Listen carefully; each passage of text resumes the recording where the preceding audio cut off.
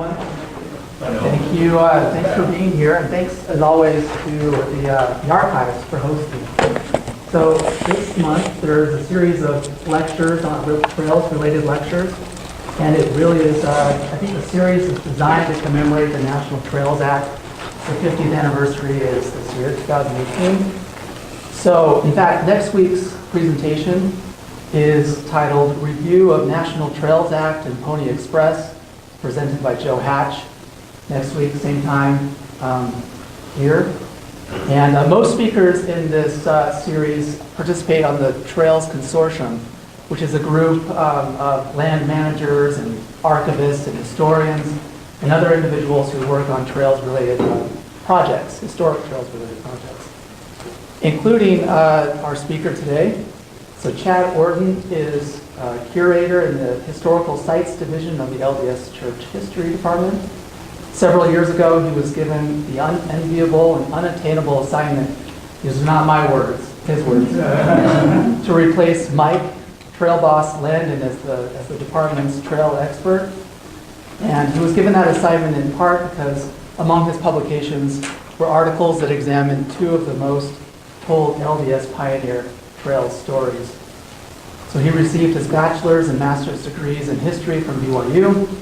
And I also know, in addition to his trails-related work, he's an expert on the Mountain Meadows Massacre and many other topics. So, so happy to have him here. His presentation is titled More Than Just Handcarts, Mormon Emigration, 1846 to 1868. So, thanks, Chad. All right. I'm grateful to be with you today. I made a joke. I don't know how many of you ever met Mike Landon, one of my coworkers. He's got a great name.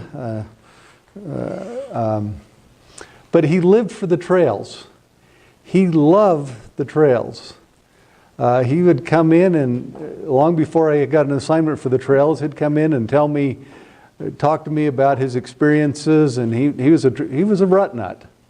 He was very much interested in the trails. He'd go out and travel them. He knew everything about them. And then a few years ago, when he retired, they said, we need somebody to take over for Mike Landon to become our department's trail expert. And everybody kind of looked at me. And I really didn't have as much interest in the trails as Mike Landon. And my first assignment, I hope you all know that later on this year, OCTA is holding their convention in Ogden. And it's going to be a wonderful convention. It's a great, so 4 years ago, I was asked, as my first assignment, to go to the OCTA convention in, it was held at Lake Tahoe, and you're thinking, can't be any better than that, a conference at Lake Tahoe. And I knew I was going to enjoy OCTA because in their registration packet, they had two things that I'd never seen before.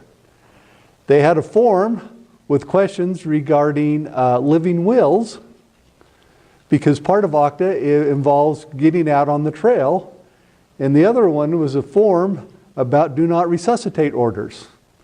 And I'd never been to a conference that had either of those questions. So I thought, well, this is going to be actually a lot of fun.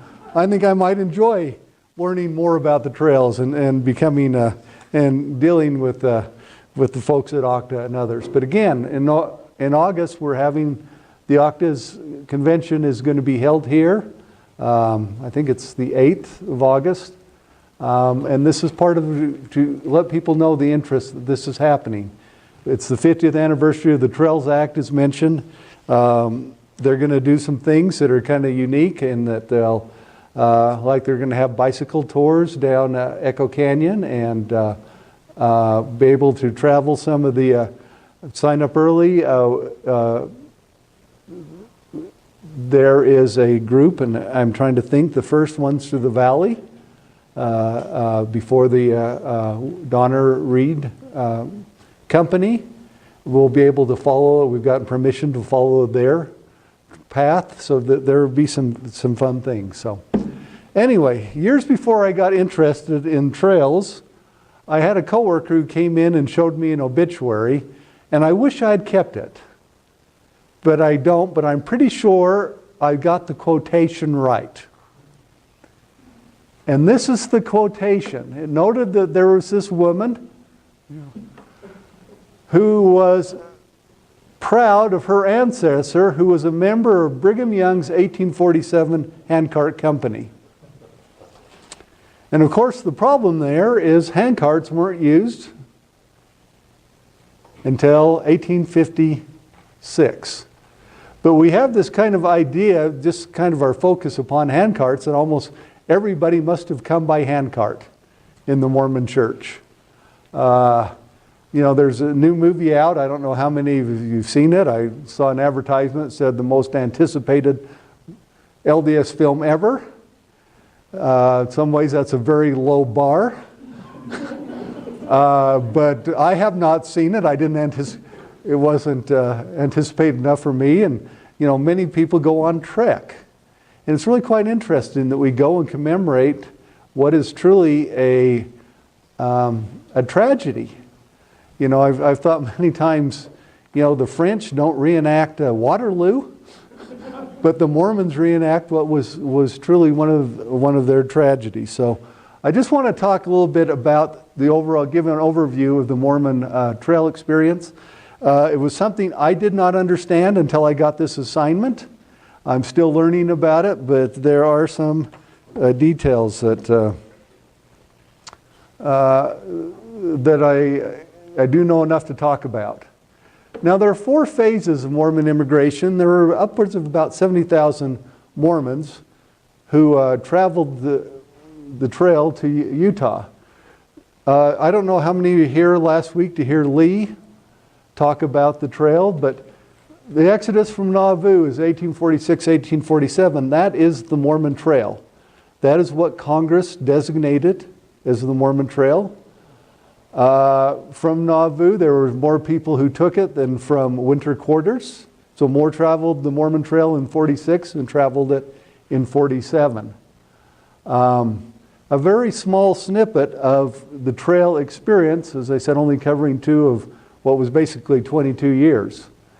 Then from 1848 to 1855, Mormon immigration was entirely about wagons. They left basically in eastern Iowa and came west. From 1856 to 1860, they used handcarts, but they also used wagons. There were more people in those years who traveled by wagons than traveled by handcarts, but yet our focus continues to be on handcarts in those few years. And the one that most people don't know about are down and back companies, and it's really quite an amazing story. In 1861, and I'll just cover each of these, for the last 7 years, 8 years, they tried these down and back companies, and they're really quite, as I said, an amazing story. So let's just start going through these. Couldn't remember what I had in order. Why did the Mormons travel the trail? First, there was a religious concept element of the gathering. At the time, Latter-day Saints from throughout the world were encouraged to come to Salt Lake Valley. And I think that's the vast majority of why the Latter-day Saints came. That was the pull. There was also a push. Many came strictly to escape the life that they had known. You've all read Charles Dickens. If you wanted a better opportunity, it was not being found in England or places in Europe. The United States held those. And there were a lot of individuals who I think came strictly for that reason, for the economic opportunities to escape their previous life. What made Mormon immigration so unique? Why do we even care? It was different from any other immigration that took place. First, it was highly organized. Every single one of these immigrant companies of the Latter-day Saints after 1846 was organized to the greatest detail. And most of those who, and so they worked together. There was a stable membership. What is normally true of most immigrant companies that traveled the Oregon and the California trails was that they would be with one company and then they'd move off to another, and we have no idea who was in what company or how big the companies were, but the Latter-day Saints we know pretty much. We have the roster of when they left, when they arrived, and they're pretty much the same. That's what makes it unique. And they had a leadership of these companies that made sure that things were as they should be. And this leadership pattern was established by Brigham Young in 1847, and we'll talk a little bit about that. What also makes Latter-day Saint immigration so unique was that they tended to have a lot of individuals. How do we say this? They were frequently older individuals who traveled as Mormons to Utah than other immigrant companies, because they had this religious duty to gather. So there are Latter-day Saints who walked across the plains who were in their 80s and 90s. Most people who went on the California or Oregon Trail, by that time they said, I'm happy where I am, I will die. So there were a lot of people who came to Utah who were much older than the average immigrant who traveled the trails. And the last thing that makes Mormons unique is that they should be a record-keeping people, and frequently this is a case where they were. We can know what every single immigrant company, well, most immigrant companies were doing every single day. There's the Church History Library has a website called MPOT, Mormon Pioneer Overland Trails. And you can go on there and you can read about what immigration was like in every year from 1846 to 1868. Now, what is unique about that is, of course, the Mormons tended to follow the trail of the Oregon Trail and the California. So while they are focused upon themselves, we can learn a lot about other trails from what the Mormons wrote. This isn't a trail specific, but I often use this example. In 1862, before they got on the trail, there was a group of they were traveling across the United States during the Civil War. And these immigrants, as they got to a bridge, and I forgot to look it up, I believe it was in Kentucky. I believe they were going there. One group would say, we got here and our train was stopped by the Confederates. And the next group that came along would say, we got here and our train was stopped by the Yankees. And then the next group later on would come by and it would be Confederates. And so these journals, you are able to follow what is happening with the Civil War in this little small community.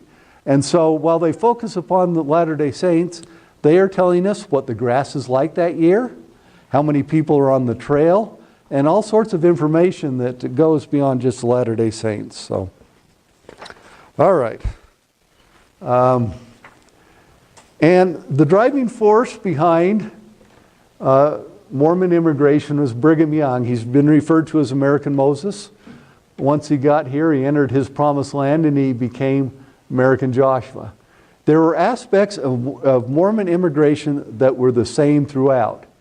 Every single company had a presidency of 3 individuals. Again, starting in 1847, there were captains. And this organization is not unique. We find that Moses, in his Exodus, used the same immigration pattern.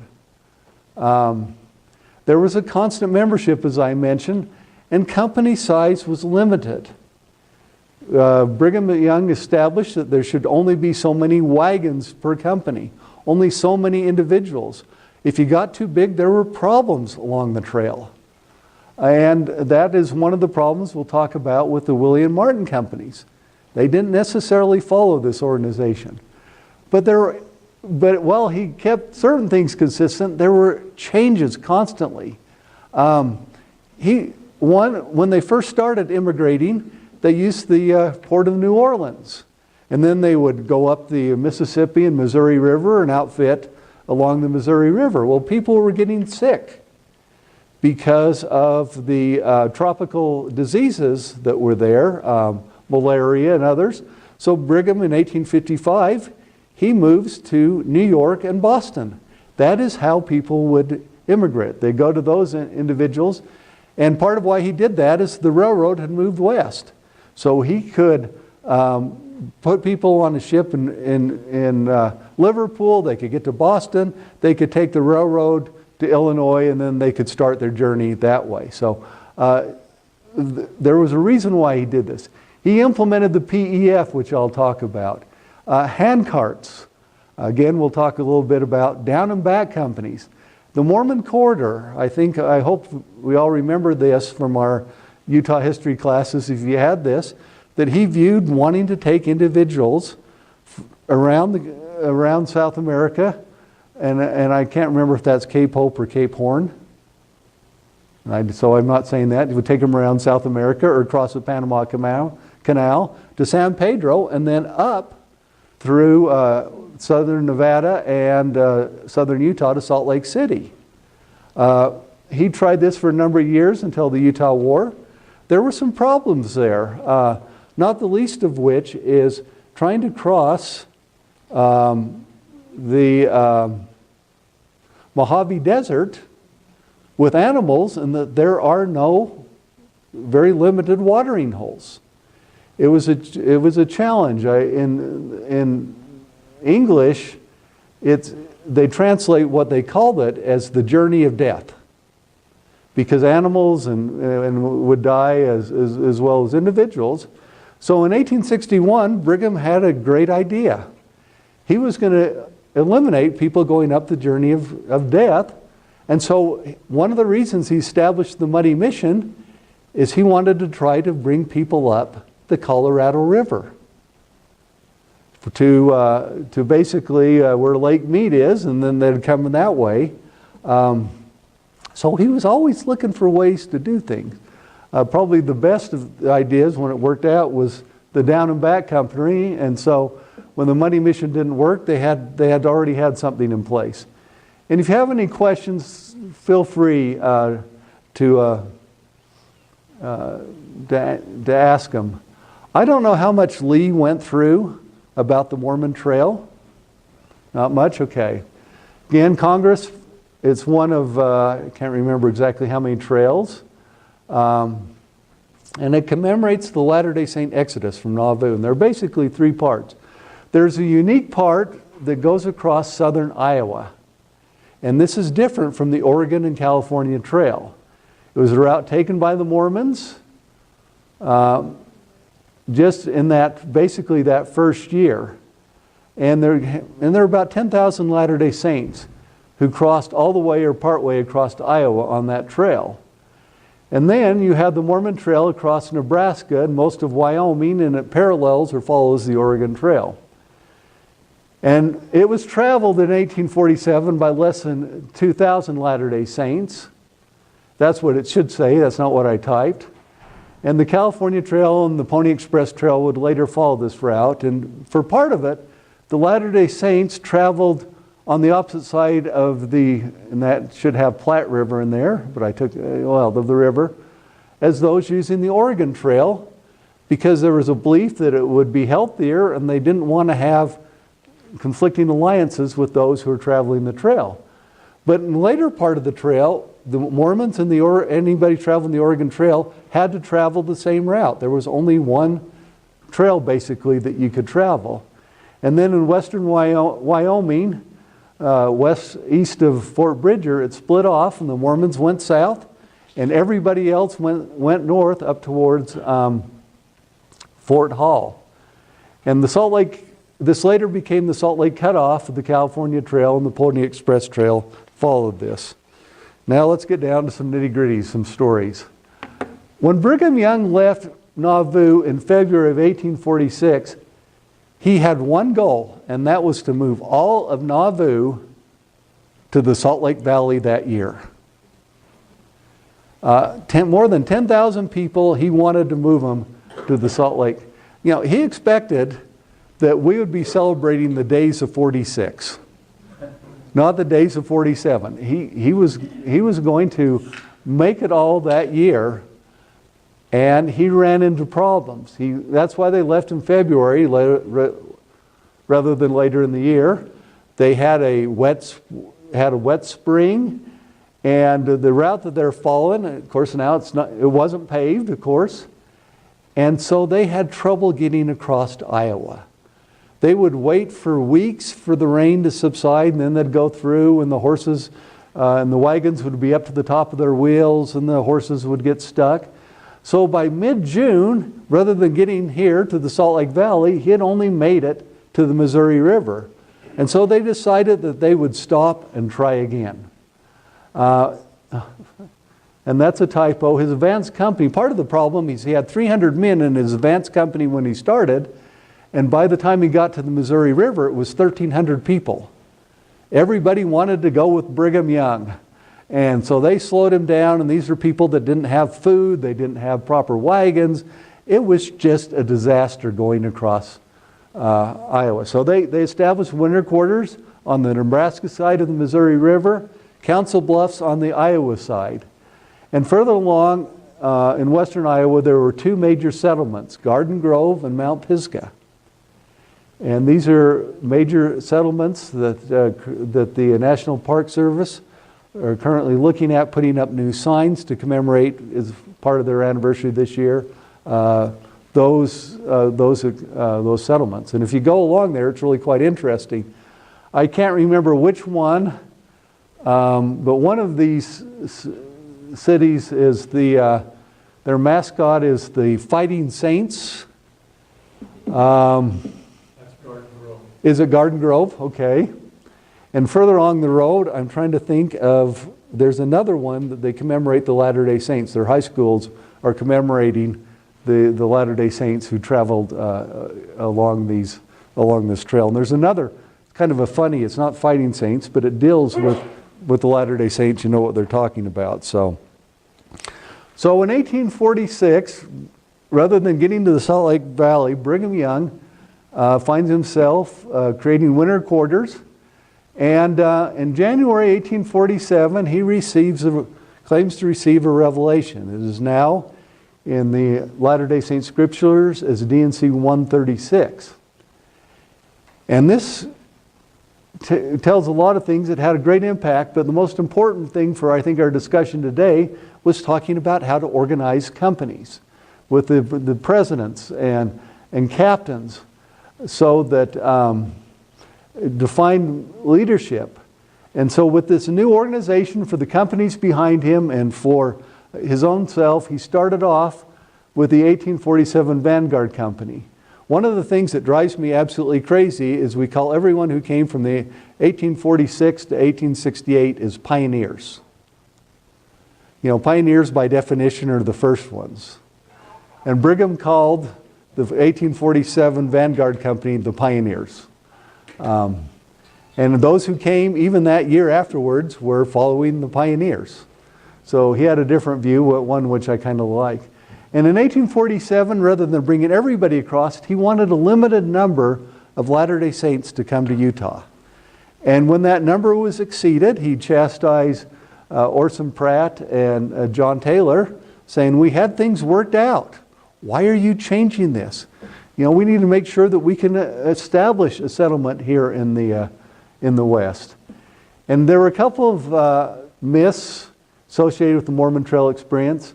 You know, a lot of people talk about the Latter-day Saints didn't know where they were going. They had studied for several years the Great Basin. They had identified the Bear River, the Utah Lake, and some of the places along here. So they knew exactly where they were going in a general sense, because they had talked about places, I say, from Utah County up to Cache County.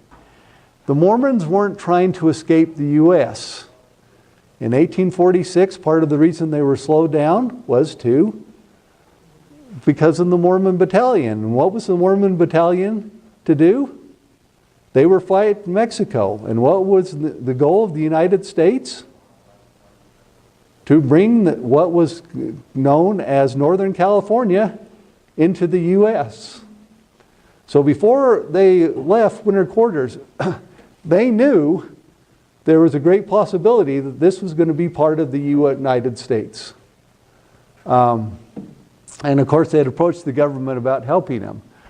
Brigham's statement that this is the right place, going back to the first, was a confirmation of what they had studied and believed. He claimed that he had seen it in vision rather than, oh, we don't know where we're going, because we celebrate the 24th of July, but the first Mormons arrived here in the valley on July 21st. And by the time Brigham saw the valley on July 24th, they had already started planting crops. They knew that this was the place where they were to come. So those are stories that just absolutely drive me crazy, those last ones down there. So Wagons West, 1848, I got to speed this up. Approximately half of the Mormons immigrated during this time, including Brigham Young. After spending the winter arriving in the valley in 1847, he returns to winter quarters, and he leads his second company to Utah. And it's a large company. Just to bring Brigham Young's family takes a lot of wagons. In 1849, the PF is implemented. This was, I think, a great program. There were certain problems that made sure it didn't work. Approximately 30,000 of the Latter-day Saints used the fund. So the numbers by themselves would deplete it. But it was unsustainable because those who came early on would struggle to pay. You were getting, $100, $200 to come there. How are you going to pay that back when all you can do is raise food to feed yourselves?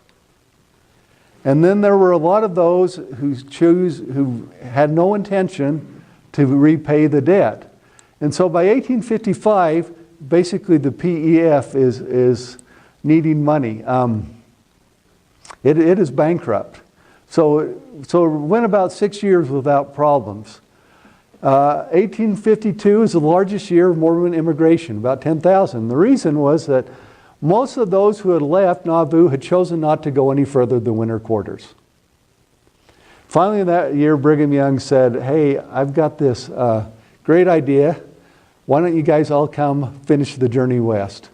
And so that so he sent individuals out, and so that's why it was such a large immigration.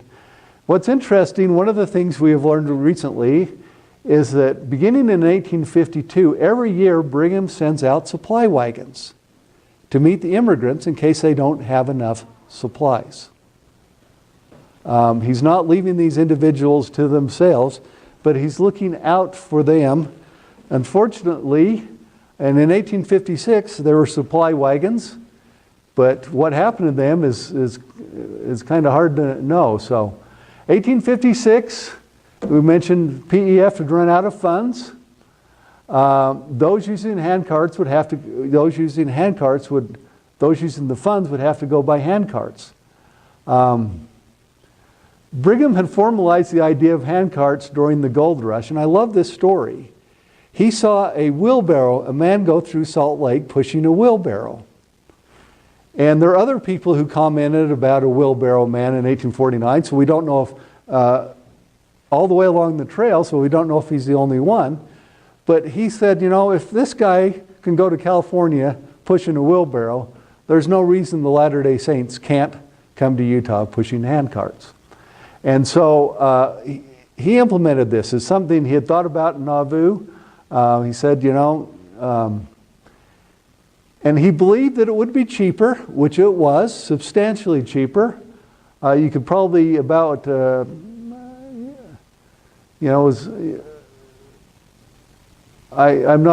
did the math once and I can't remember, but it's like 1/7 of the cost to go by handcarts. He believed it would be as healthy as traveling by wagon. And recently, Mel Bayshore has done some study, and he found that the mortality rate among those, except for the William Martin handcart, you take the other 8 handcart companies, was the same as those who went by wagon, even a little bit less. So it was technically, that was technically true. There was even one handcart company where no one died. And it believed it would be faster. And that is also true, but not as fast as they thought, because each handcart company needed to have wagons and livestock with them. And an ox goes what an ox goes. And you can walk a lot faster than an ox. So while they were probably a week faster, they thought it would be substantially more. They weren't significantly faster, because sometimes your cattle would go off, and before you could start in the morning, you had to find them. Anyway, so those are the reasons, and that's kind of the reality. They started at Iowa City. There were 10 companies, 5 in 1856, 2 in 1857, no immigrants in 1858 because of the Utah War.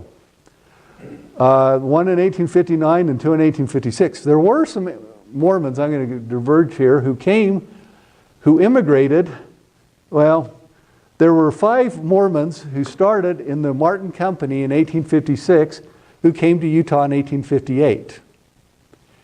What had happened is that they, when they got to Fort Laramie, they joined the Army. This is a good way to get some food and some money and that, and thinking that when they finished their enlistment, they'd come to Utah. Well, 2 years later, they were sent to Utah as part of Johnston's army. So it's kind of a fascinating, their story is kind of fascinating. One of the men in there was named William Ashton. He, on the journey, he had a wife and I believe 2 daughters die before they even started the Handcart Company. And when he joined the army, he had 3 small children, 3 daughters who he basically abandoned. And they came to Utah and were raised by people in Utah. And what I love about the story is about 25 years later, he runs a notice saying, does anybody know what's happened to my children?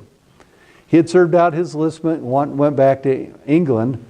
And that's still not my favorite part, is all we know is that William Ashton died in the hometown of his only living daughter. So somewhere there was a reunion that I would have loved to have been a fly on the wall for that. So I love that. Only about 3,000 or 5% of the Latter-day Saints traveled by handcarts. Anybody here descendant of handcart pioneers? Am I the only one? All it means is that I had some very poor ancestors.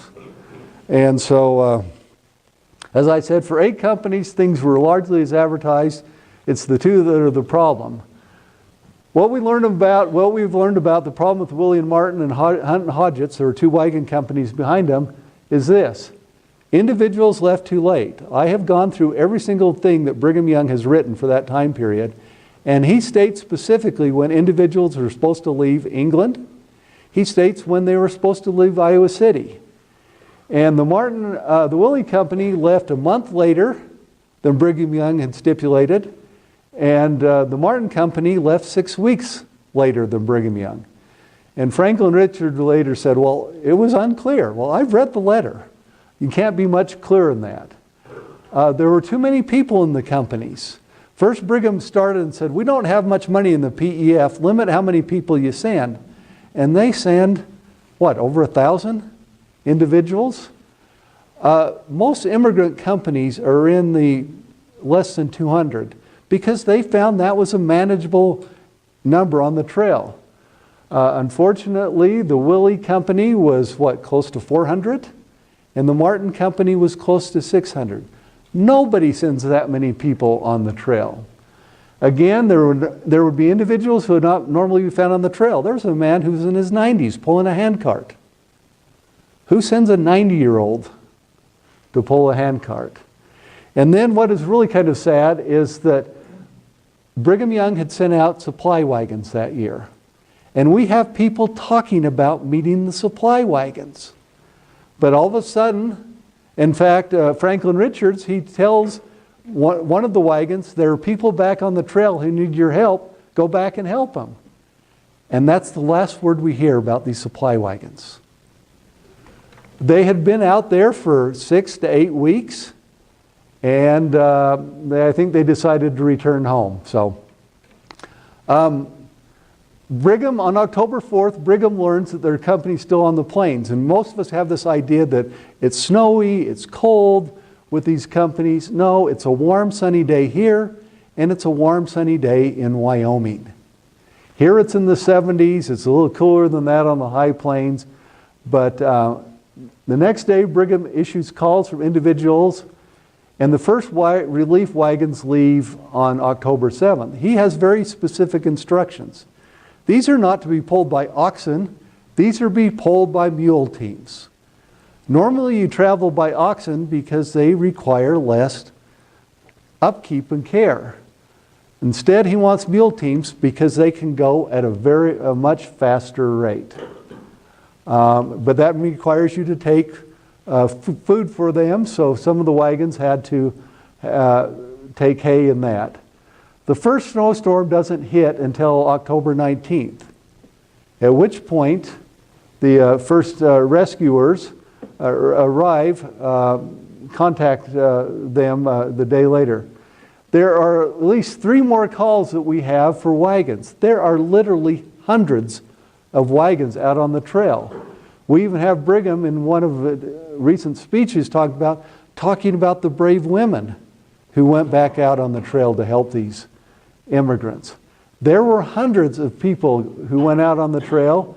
There were hundreds of more here in Utah who were taking care of them. People went to the rescue from Cedar City up to Brigham City. It was thousands of people, and they were doing it not only at their own risk, being out on the trail, but they were, this was the time they prepare for winter. And instead they're out there heading to help others. Willie Company, it's more than a 2-month rescue involving all of the territory of Utah. Let's get down to the down and back companies. Everyone knew you couldn't leave the Great Basin using an ox team, travel to the Missouri River, and make it back to the Great Basin in the same year. That was until somebody tried it. And then they discovered that you could actually do this. And so in 1861, they decided to replace handcarts with this. Now, they had a cotton mission down south, they had other goods. They thought, well, maybe we can load our wagons and we might be able to sell these goods when we get to the Missouri River. So from the time that the Latter-day Saints left until they got to the Missouri River, they discovered that something dramatically had changed. People in the East were no longer growing cotton and doing these things, and so all of a sudden, there was a ready market for Utah goods. So they go down and they would sell these things. People were anxious to buy them. And not only were they making money that way, but they didn't have to buy wagons or handcarts. They could use what was already in existence. And it's a very interesting situation. Last year at Octa's meeting in Council Bluffs, Iowa, Frank Norris talked about the research he and Lee Kreitzer had done on the effect of how the railroad had changed immigration. And then they later published it in the Octa magazine. What they discovered is that for non-Mormons, the railroad had no impact upon their immigration. They still had to buy wagons.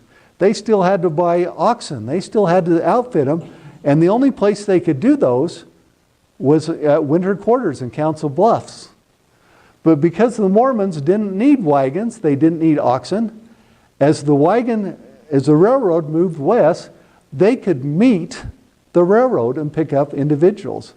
And so in 1868, the Mormons only had to go to Laramie to pick up those who were coming that year, as opposed to going all the way across Nebraska and Iowa.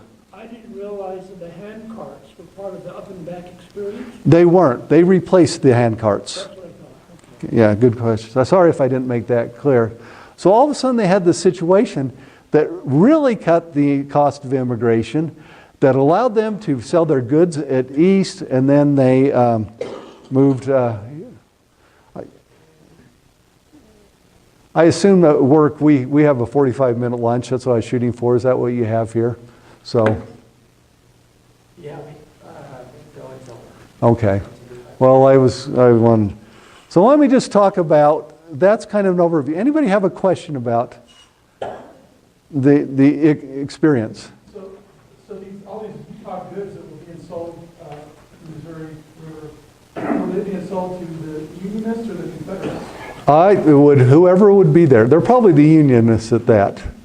Because it's in Iowa, that is part of the Union. So, but I assume that there were people also coming from the South who would, I don't think that they were taking Confederate dollars. I don't know, but they'd take what they would sell it to who they could. Good question. I haven't actually looked into that, but it's a great question.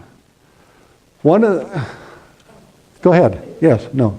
I've just always been curious, if you have someone who comes in about 1850, but they're not part of a company, what's the likely scenario? I mean, do they just travel with other people on other trails? They would. You would gather up with those that you could find that would allow you to travel. One of the things that was always to your benefit to be part of a company because of Indian deprivations at the time. And one of the things that, one of the red flags that went off was like, some Indians attacked Mountain Meadows, but that's a company of 150. It was unheard of for Indians to attack a company of 150 individuals.